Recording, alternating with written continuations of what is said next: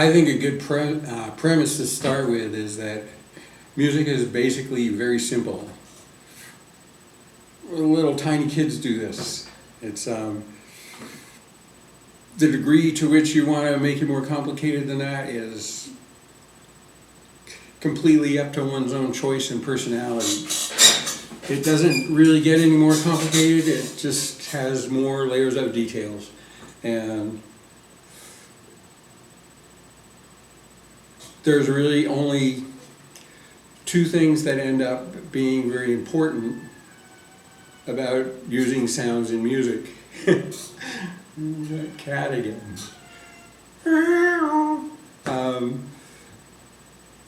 And those two things are that sounds have pitch and sounds have volume. So one note is higher than another and one sound is lower than another. And that's about all. It's just working out ways of making that happen so that they work the way that you want them to. And that's kind of all there is to it. Beyond that, it's, are you interested enough to examine these things more deeply? You can examine them endlessly. There's no point at which you become qualified to be a musician, you know. It's really sad to me that the common conventional concept of music is that it's this secret language that you have to learn, and you can't really do it till you do that. My dad was blind, and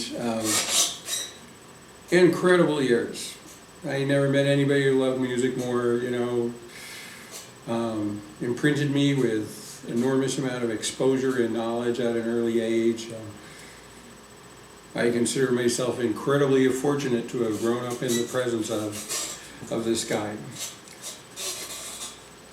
When he was a kid, he had shown this affinity for music, and so my grandma brought this teacher over and said, oh, you know, you should do something with this. He's really into it, and he can really hear things and all that.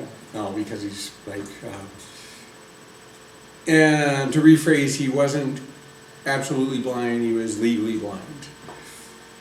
So the music teacher comes over and puts up some music on the piano and says, okay, play this. And, you know, my dad could see about like this far, so he couldn't see it, and that was it for his musical education at that point. Because the guy said, oh, well, he can't do this, you know, he can't read this.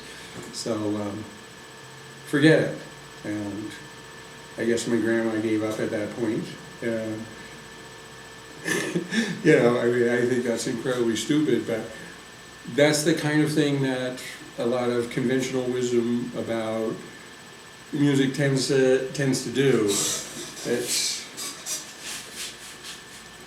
And it puts people off. And you know, I know all this stuff. You know, I can read something off a piece of paper and stuff like that. I'm not a good sight reader because I don't care about it and don't practice it.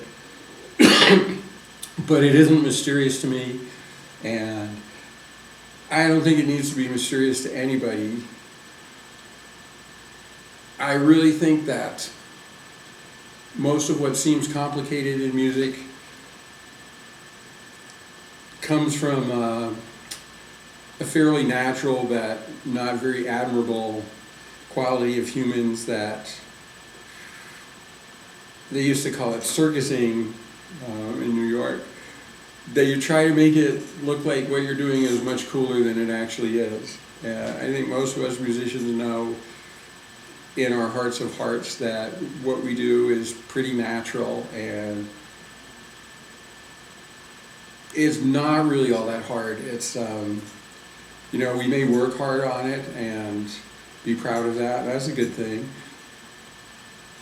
But basically what's going on is that we're dealing with pitches of things and the volumes of things and the way they inhabit time. And those are all, at root, very simple things.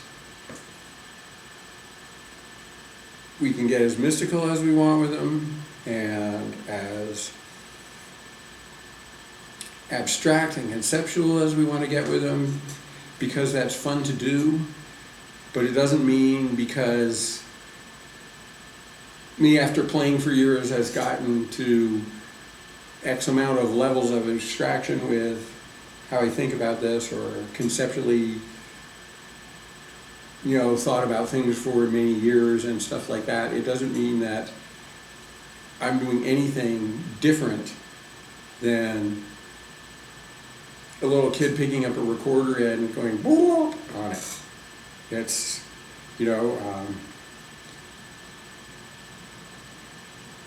I care about how it works and that kind of stuff, but so do a lot of little kids going blue on recorders, and it's no different. That same thing, and it's no different for Stravinsky, and it's no different for anybody. You kind of obviously use the things that you've learned. You do that in everything you do in life. If you've cooked eggs before, you know more about cooking them the next time. That's not something to use as a barrier. Well, I get to cook all the eggs because I cook more eggs than you. You're never allowed to eat eggs because I cooked some eggs once and they came out really great. So you're not allowed to make any eggs ever. Just stupid. And I think it's really important that we think of music from a place of simplicity and go forward from there according to what we feel like going toward. What would you like to hear? Okay, I'd like to hear this. Okay, how do I make that happen? I like that sound. Let's use that sound. Okay, how do I control that sound's pitch? Because I want to make different pitches in it. Simple stuff that generally is, in the case of doing the pitches, it's make things shorter and the pitches are higher. Make things longer and the pitches are lower. Not rocket science. Then you have volume, you can do volume like old school is you put the loud thing really far away and the quiet thing up front, and then you get that. Or you can do what we've been doing for, at least after, you can use microphone and you can use amplification and stuff like that and bring quiet sounds up to the level of louder sounds. And then as to the arranging them in time, well, that's a whole other subject, is getting into rhythm and meter and all that. So I won't do that right now. But even that is very simple too. How do you want this to go? Do you want it to go really fast? Or do you want it to go, what do you want? And those are all pretty natural things too.